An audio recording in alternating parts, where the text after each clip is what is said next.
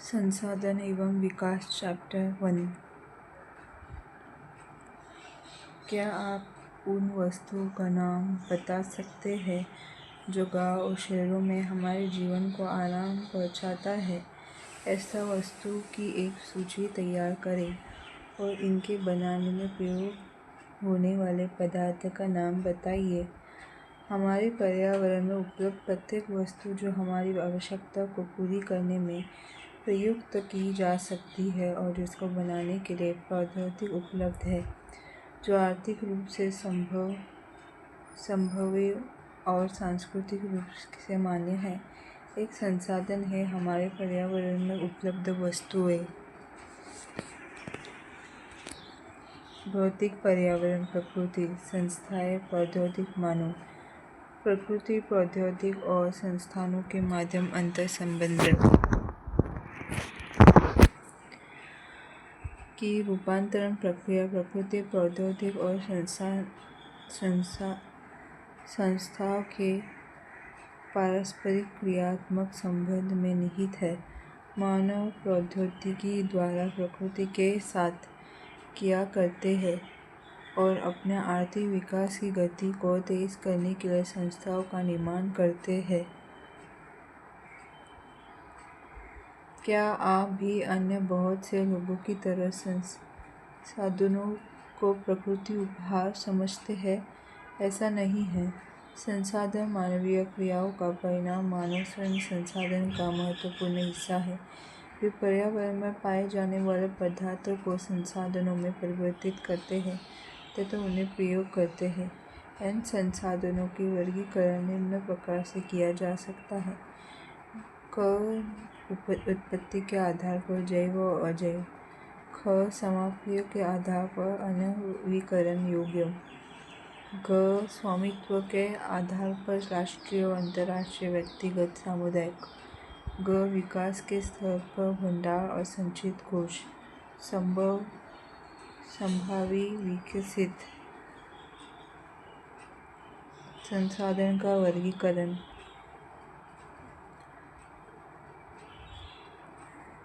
संसाधन, प्राकृतिक, मानवीय, संरचनाओं एवं संस्थाएं। मात्र एक गुणवत्ता। प्राकृतिक, नवीकरण योग्य, अनवीकरण योग्य।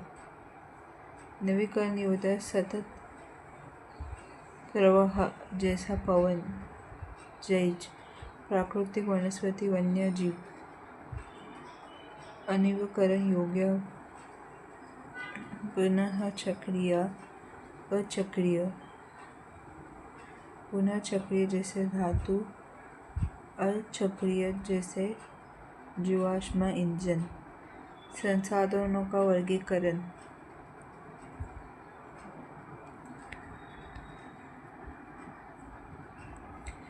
क्रियाकालों, प्रत्येक वर्ग से कम 2 संसाधन की पहचान करें। संसाधन के प्रकार, उत्पत्ति के आधार पर जैव संसाधन।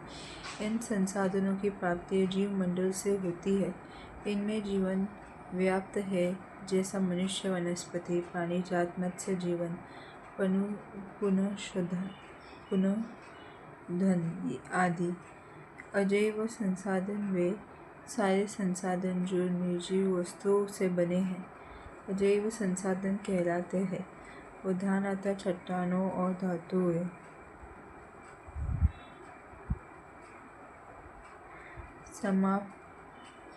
सामर्थ्य के आधार पर। नवीकरण योग्य संसाधन वे संसाधन जिन्हें भौतिक, रासायनिक या यांत्रिक प्रक्रियाओं द्वारा नवीकृत या पुनः उत्पत्ति किया जा सकता है, उन्हें नवीकरण योग्य अथवा पुनः पूर्ति योग्य संसाधन कहा जाता है। उदाहरणतः सौर तथा पवन ऊर्जा, जल, वन व वन्य जीवन। इन संसाधनों को सतत अथवा प्रवाह संसाधनों में विभाजित किया गया है। अनवीकरण योग्य संसाधन इन संसाधनों का विकास एक लंबे भूवैज्ञानिक अंतराल में होता है, खनिज और जीवाश्म ईंधन इस प्रकार के संसाधनों के उदाहरण हैं। इनके बनने में लाखों वर्ष लग जाते हैं। इनमें कुछ संसाधन जैसे धातु पुनर्चक्रीय और कुछ संसाधन जिसे जीवाश्म ईंधन अचक्रीय है वो एक बार में के प्रयोग के साथ ही खत्म हो जाता है।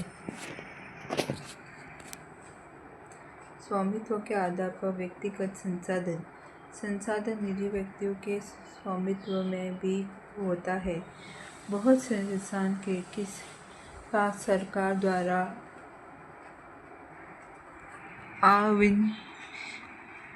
भूमि होती है जिसके बदले में वे सरकार को लगाने चुकाते हैं। गांव में बहुत से लोग भूमि के स्वामी भी होते हैं और बहुत से लोग भूमिहीन होते हैं। शहरों में लोग भूखंड, घरों व अन्य जायदाद के मालिक होते हैं। बाग, चारगाह, तालाब और कुआं का जल आदि संसाधनों के निजी स्वामित्व के कुछ उदाहरण हैं। अपने परिवार के संसाधनों की एक सूची तैयार कीजिए। सामुदायिक स्वामित्व वाला संसाधन। ये संसाधन समुदाय के सभी सदस्यों को उपलब्ध होते हैं। गांव की शामिलता भूमि, चरण भूमि, श्मशान भूमि, तालाब इत्यादि और नगरीय क्षेत्रों के सार्वजनिक पार्क, पिकनिक स्थल और खेल के मैदान वहाँ रहने वाले लोगों के लिए उपलब्ध। राष्ट्रीय संसाधन तकनीक तौर पर देश में पाए जाने वाले संसाधन राष्ट्रीय है। देश की सरकार को कानूनी अधिकार है कि वह व्यक्तिगत संसाधनों को भी आम जनता के हित में अधिग्रहित कर सकती है। आपने देखा होगा कि सड़कें, नहरें और रेल लाइन व्यक्तिगत स्वामित्व वाले खेतों में बनी हुई है। शहरी विकास प्राधिकरणों को सरकार ने भूमि अधिग्रहण का अधिकार दिया हुआ है। सारे खनिज पदार्थ, जल संसाधन, वन्य जीवन, राजनीतिक सीमाओं के अंदर सारी भूमि और 12 समुद्री मील 22.2 किलोमीटर एक महासागरीय क्षेत्र भूभागीय समुद्र व इसमें पाए जाने वाले संसाधन राष्ट्र की संपदा है।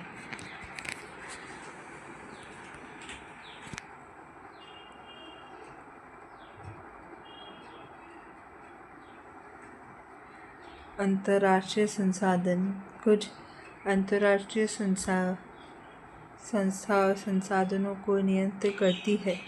तटरेखा से 200 समुद्री मील की दूरी अपवर्जक आर्थिक क्षेत्र से परे खुले महासागरीय संसाधन पर किसी देश का अधिकार नहीं है।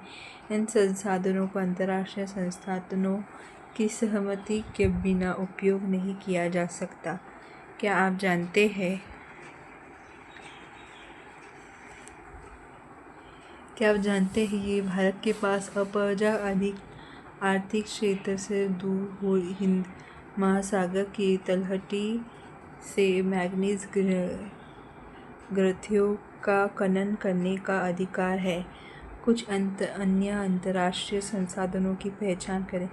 विकास के स्तर के आधार पर संभावित संसाधन। यह वे संसाधन हैं जो किसी प्रदेश से विद्यमान होते हैं परंतु इनका उपयोग नहीं किया गया है।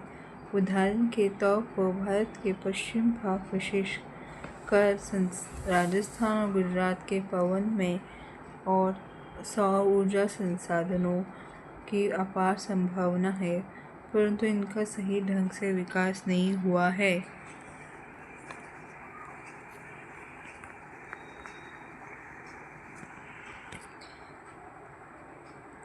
विकसित संसाधन में वे संसाधन जिनका सर्वेक्षण किया जा चुका है और उनके उपयोग की गुणवत्ता और मात्रा निर्धारित की जा चुकी है विकसित संसाधन कहलाते हैं। संसाधनों का विकास प्रौद्योगिकी और उनकी संभवता के स्तर पर निर्भर करता है। भंडार। पर्यावरण के उपलब्ध वे पदार्थ जो मानवीय की आवश्यकता की पूर्ति कर सकते हैं परंतु उपयोग प्रौद्योगिकी के संभव अभाव में उसको पहुँच से बाहर है। भंडार में शामिल है। उदाहरण के लिए जल दो गैस हाइड्रोजन और ऑक्सीजन का यौगिक है। हाइड्रोजन ऊर्जा का मुख्य स्रोत बन सकता है, परंतु इस उद्देश्य से इसका प्रयोग करने के लिए हमारे पास उन्नत तकनीक ज्ञान नहीं है। संचित कोश यह संसाधन भंडार का ही हिस्सा है, जिन्हें उपलब्ध तकनीक ज्ञान की सहायता से प्रयोग में लाया जा सकता है, परंतु उनका उपयोग अभी आरंभ नहीं हुआ। इनका उपयोग भविष्य में आवश्यकता पूर्ति के लिए किया जा सकता है। नदियों के जल को विद्युत पैदा करने में प्रयुक्त किया जा सकता है, परंतु वर्तमान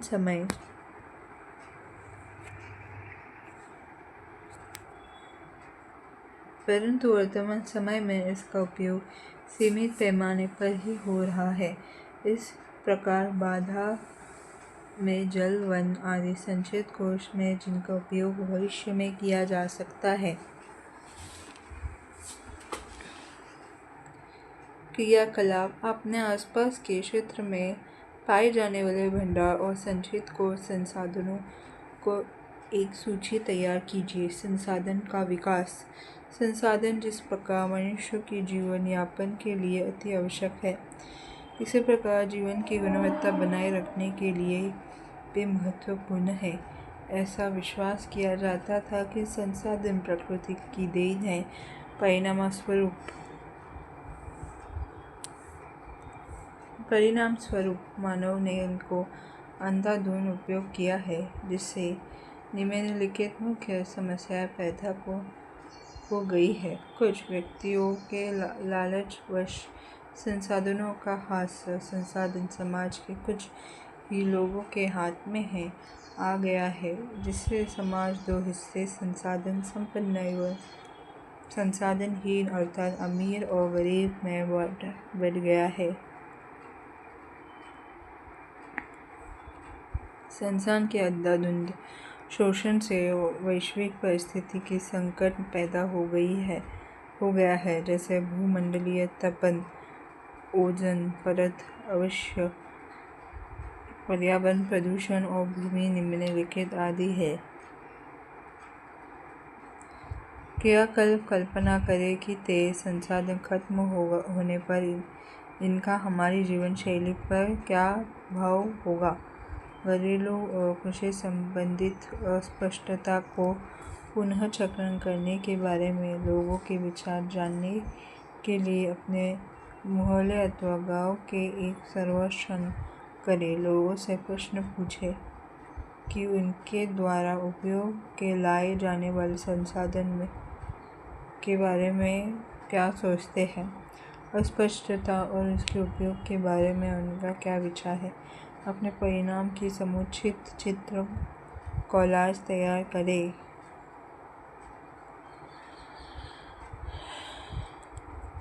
मानव जीवन की गुणवत्ता विश्व शांति बनाए रखने के लिए संसाधन का समाज में न्याय संगत बंटवारा आवश्यक हो गया है। यदि कुछ ही व्यक्तियों तथा देशों द्वारा संसाधनों का वर्तमान दोहन जारी रहता है, तो हमारे पृथ्वी का भविष्य खतरे में पड़ सकता है। इसलिए हर तरह के जीवन का अस्तित्व बनाए रखने के लिए संसाधनों के उपयोग की योजना बनाने अति आवश्यक है। सतत अस्तित्व सही अर्थ में सतत पोषणीय विकास का ही एक हिस्सा है। सतत पोषणीय आर्थिक विकास का अर्थ है कि विकास पर्यावरण को बिना नुकसान पहुंचा हो और वर्तमान विकास की प्रक्रिया भविष्य की पीढ़ियों का आवश्यकता की अवहेलना न करे। रियो डी जनवरी पृथ्वी सम्मेलन 1992 जून 1992 में 100 से भी अधिक राष्ट्राध्यक्ष ब्राज़ील के शहर रियो डी जानेरो में प्रथम अंतर्राष्ट्रीय पृथ्वी सम्मेलन में एकत्रित हुए। सम्मेलन का एक आयोजन विश्व स्तर पर उभरते पर्यावरण संरक्षण और सामाजिक आर्थिक विकास की समस्या का हल ढूंढने के लिए किया गया था। इस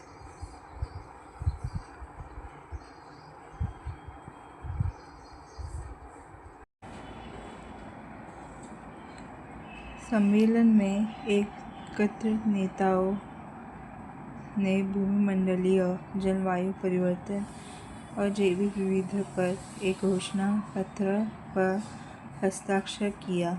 रियो सम्मेलन में भूमंडलीय वन सिद्धांतों फॉरेस्ट प्रिंसिपल पर सहमति जताई और 21वीं सेंचुरी शताब्दी में सतत पोषणीय विकास के लिए एजेंडा 21 को स्वीकृति प्रदान की। एजेंडा 21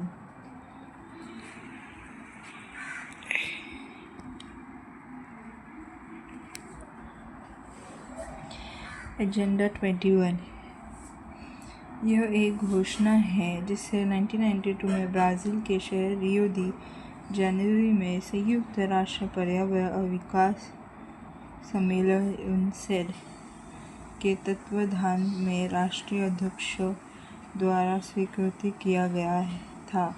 इसका उद्देश्य भूमंडलीय सतत पोषणीय विकास हासिल करना है। यह एक कार्यसूची है जिसका उद्देश्य समान हितों, पारस्परिक आवश्यकताओं एवं सम्मिलित जिम्मेदारियों के अनुसार विश्व सहयोग के द्वारा पर्यावरणीय क्षति, गरीबियों, रोगों से निपटना। एजेंडा 21 का मुख्य उद्देश्य यह है कि प्रत्येक स्थानीय निकाय अपना स्थानीय एजेंडा 21 तैयार करे।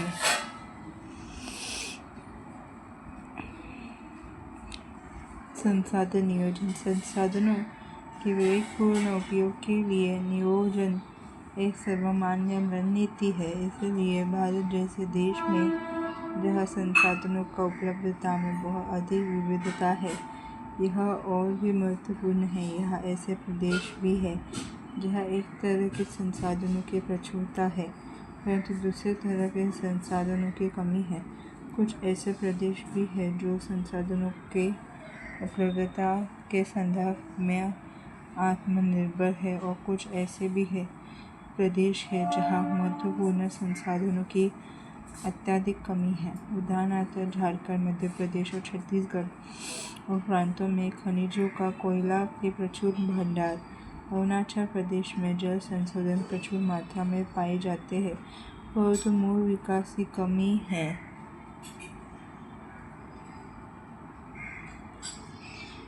राजस्थान में पवन और सौर ऊर्जा संसाधनों की बहुतायत है लेकिन जल संसाधनों की कमी है। लद्दाख का शीतोष्ण देश के अन्य भागों से अलग थलग पड़ता है। यह प्रदेश सांस्कृतिक विरासत का धनी है परंतु यह जल आधारभूत अवसंरचना तथा कुछ महत्वपूर्ण खनिजों की कमी है। इसलिए राष्ट्रीय, प्रांतीय, प्रादेशिक और संस्थानों स्तर पर संतुलित संसाधन नियोजन का आवश्यकता है।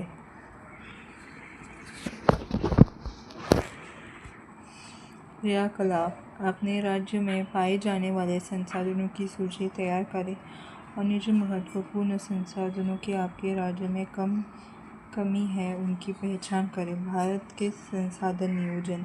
संसाधन नियोजन एक जटिल प्रक्रिया है जिसमें निम्नलिखित सोपान हैं। देश के विभिन्न प्रदेशों में संसाधनों की पहचान कर उनकी तालिका बनाना। इस कार्य में क्षेत्रीय सर्वेक्षण,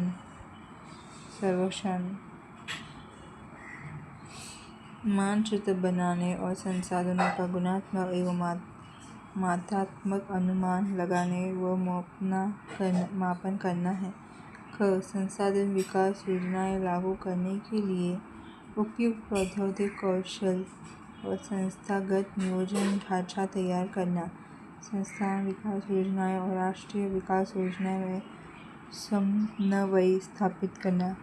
स्वाधीनता के बाद भारत में संसाधन नियोजन के उद्देश्य की पूर्ति के लिए प्रथम पंचवर्षीय योजना में ही प्रयास किए गए।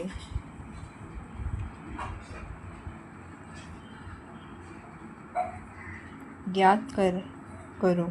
समुदाय भागीदारी की सहायता से समुदाय और ग्राम पंचायत और वार्ड स्तरीय समुदाय द्वारा आपके आसपास के क्षेत्र में कौन से संसाधन विकसित किए जा रहे हैं?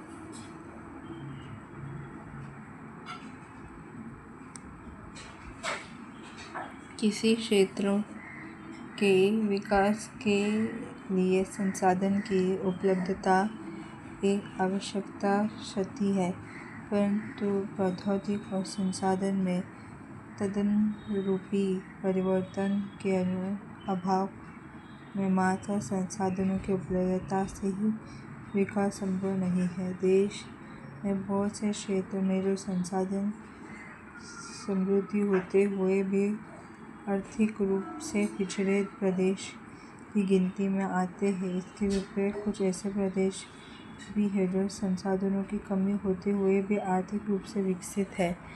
क्या आप संसाधन संपन्न परंतु आर्थिक रूप से पिछड़े और संसाधन विहीन परंतु आर्थिक रूप से विकसित प्रदेशों के नाम बता सकते हैं?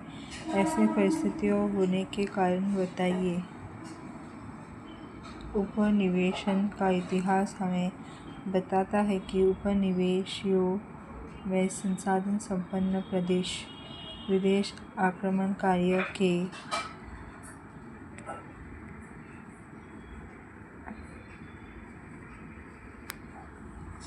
लिए मुख्य आकर्षण रहे हैं। उपनिवेशकारी देशों ने बेहतर प्रौद्योगिकी के सहारे उपनिवेश के संसाधनों का शोषण किया था तथा उन पर अपना आधिपत्य स्थापित किया। अतः संसाधन किसी प्रदेश के विकास में तभी योगदान दे सकते हैं जब वहाँ उपयुक्त प्रौद्योगिकी विकास और संस्थागत परिवर्तन किया जाए। उपनिवेश के विभिन्न चरणों में भारत ने इन सबका अनुभव किया है। अतः भारत के विकास सामान्यतः तथा संसाधन विकास लोगों के मुख्यतः संसाधन का उपलब्धता पर ही आधारित नहीं था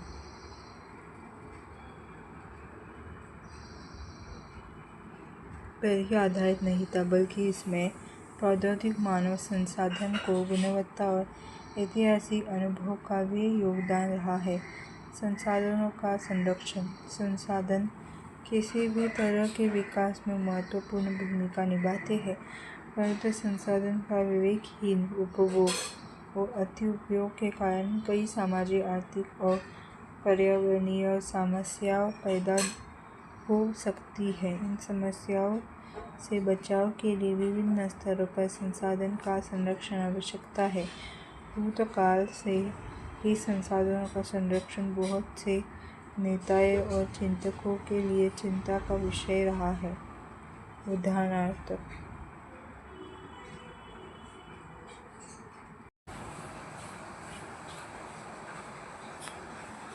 उदाहरणार्थ गांधी जी ने संसाधनों के संरक्षण को अपनी चिंता इन शब्दों में व्यक्त की है।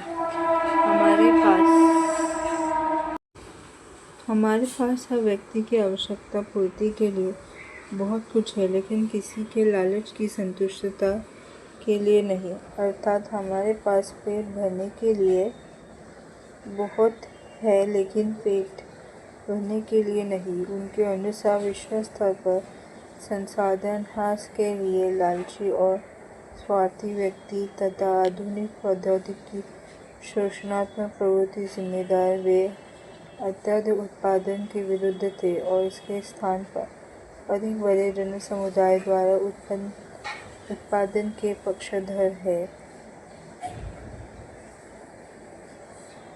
अंतर्राष्ट्रीय स्तर पर व्यवस्थित तरीके से संसाधन संरक्षण की वकालत 1968 में क्लब ऑफ रोम ने की।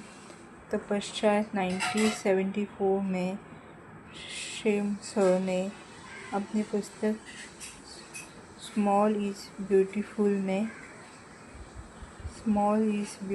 में इस विषय पर गांधी जी के प्रदर्शन की एक बार फिर से पुनरावृत्ति की है। 1987 में ब्रीथेंटलैंड आयोग रिपोर्ट द्वारा वैश्विक स्तर पर संसाधन संरक्षण में मूलधार योगदान किया गया है। इस रिपोर्ट मैंने सतत पोषणीय विकास सस्टेनेबल डेवलपमेंट की संकल्पना प्रस्तुत की और संसाधन संरक्षण की वकालता की। यह रिपोर्ट बाद में हमारा साझा भविष्य आवर कॉमन फ्यूचर शीर्षक की पुस्तक के रूप में प्रकाशित हुई। इस संदर्भ में एक महत्वपूर्ण योगदान रियो डी जेनेरो ब्राजील में 1992 में आयोजित पृथ्वी सम्मेलन द्वारा किया गया है।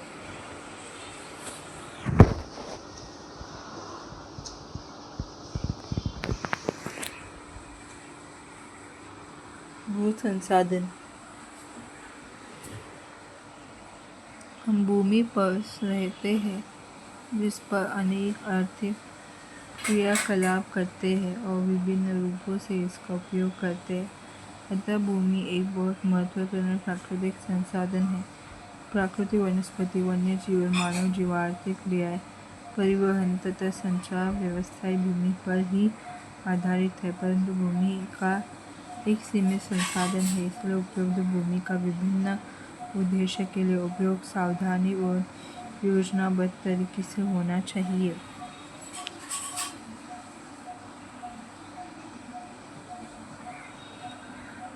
भारत में भूमि पर विभिन्न प्रकार की भू आकृतियाँ जैसे पर्वत, पठार, मैदान और द्वीप पाए जाते हैं। लगभग 43% भी भू क्षेत्र मैदान है, जो कृषि और उद्योग के विकास के लिए सुविधाजनक है। पर्वत पूरे भू क्षेत्र के 30% भाग पर वस्तुतः है। वे कुछ 12 मासी नदियों के प्रवाह को सुनिश्चित करते हैं। पर्यटन विकास के लिए अनुकूल परिस्थितियाँ प्रदान करता है और पारिस्थितिकी के लिए महत्वपूर्ण है। देश के क्षेत्रफल का लगभग 27% हिस्से पठारी क्षेत्र में है। इस क्षेत्र में खनिजों, जीवाश्म ईंधन और वनों का उपसंचय कोष है।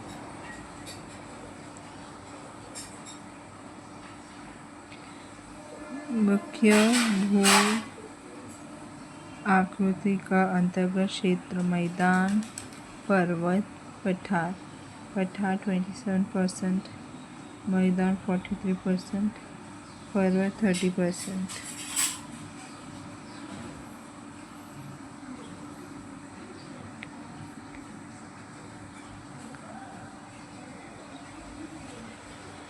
सामान्य भू उपयोग संवर्ग 1960 से 61, प्रतिवेदित क्षेत्र 100%। सामान्य भू उपयोग संवर्ग 2014 से 15 तक।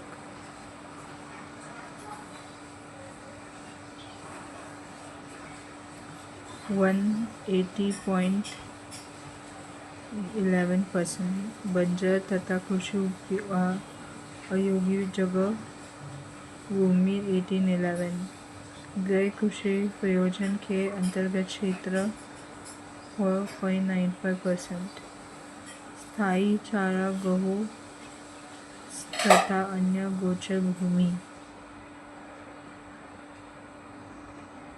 4.71%, विविध वृक्ष फसलों तथा उपवनों के अंतर्गत क्षेत्र 1.50%।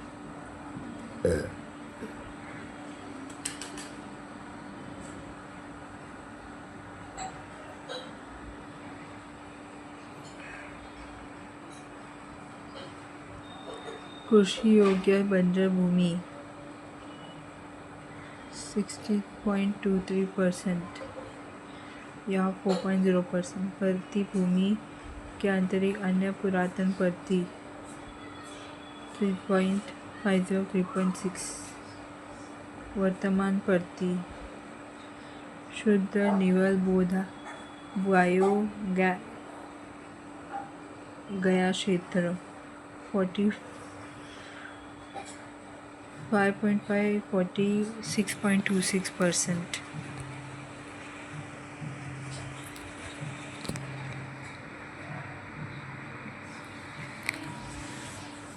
Soter, Director of Economics and Statistics Metrics of Agriculture, Ministry of Agriculture 2017। भू-उपयोग भू संसाधन का उपयोग निम्नलिखित उद्देश्य में किया जाता है। कृषि के लिए अनुपलब्ध भूमि, बंजर तथा कृषि अयोग्य भूमि,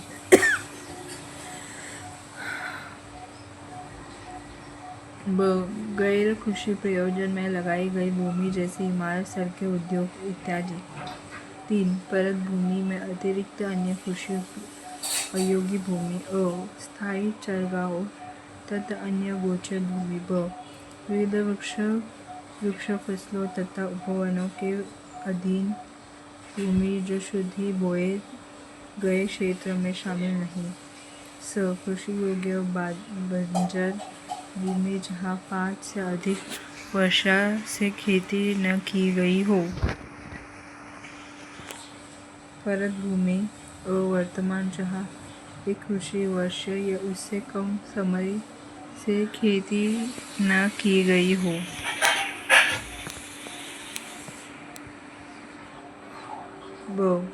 वर्तमान परती भूमि में अतिरिक्त अन्य परती भूमि का पुरातन परती जहाँ 1 से 5 कृषि वर्ष से खेती न की गई हो। शुद्ध निवल बोया गया क्षेत्र। एक कृषि वर्ष में एक बार से अधिक बोए गए क्षेत्र एक को शुद्ध निवल बोए गए क्षेत्र में जोड़ा दिया जाए तो वह सकल कृषि क्षेत्र कहलाता है। भारत में भू-उपयोग प्रारूप। भारत में भू-उपयोग प्रारूप भू-उपयोग को निर्धारित करने वाले तत्वों में भौतिक कारक जैसे भू आकृतिक, जलवायु और मुद्रा के प्रकार तथा मानवीय कारक जैसे जनसंख्या घनत्व, प्रौद्योगिक क्षमता, सांस्कृतिक और परंपरा इत्यादि शामिल है। भारत का कुल भौगोलिक क्षेत्रफल 32.8 लाख वर्ग किलोमीटर है, परंतु इसके 93% भाग में के ही भू-उपयोग आंकड़े उपलब्ध है, क्योंकि पर्वतार प्रांतों में असम को छोड़कर अन्य प्रांतीय के सूची क्षेत्र के बारे में जानकारी